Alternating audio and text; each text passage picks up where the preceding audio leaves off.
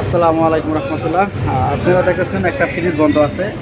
এই ফ্রিজটা আমি কিচেনে এসে দেখলাম যে বন্ধ আছে। এরা কমপ্লেন ছিল যে ঠান্ডা হয় না। আমি চালা দেখলাম যে এটা ঠান্ডা হয় না। আসলে এরা একটা প্রবলেম ছিল। প্রবলেমটা ছিল এই যে এটা মূলত আমার এটা কিছু হট গ্যাসের ভিতরে যে আইসটা গলায়, এটা দেওয়ার মাধ্যমে আমার হট গ্যাসে আমি আইস গলাই ভিতরে যে চেম্বারের যে দেখেন, এই চেম্বারে যদি পরিপূর্ণ আইস হয়ে যায় তখন আমি গেলে এটার মাধ্যমে এটা হট গ্যাসের মাধ্যমে আমি এই আইসটা গলা দিই।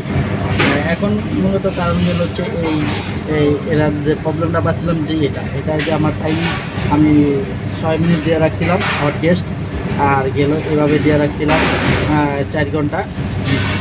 এখানে তো মূল কারণ ছিল গেল আমার এই 6 মিনিট যে টাইমারটা ছিল, এখন আমি 6 সেকেন্ড দিয়ে রাখছি চেক করার জন্যে।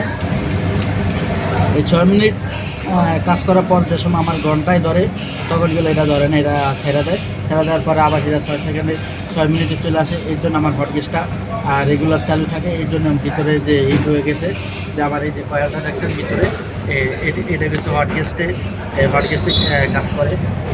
এই জন্যে এই যে এটা দেখছেন আমার এটা হট গ্যাসটি কাজ করে, এটা অটোমেটিক দূরে রাখে। এই জন্য ভিতরে যে হিট হয়ে থাকে।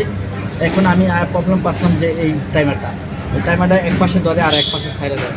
এই জন্য আমি একটা নতুন টাইমার নিয়ে আসলাম। দেখেন একদম নতুন। ইনশাল্লাহ এই নতুন টাইমারটা আমি লাগাই দেবো। আশা করা যায় ইনশাল্লাহ খুব ভালোভাবে ঠান্ডা হবে। এটা আমার আশা কাম্য। দেখতে থাকেন অবশ্যই।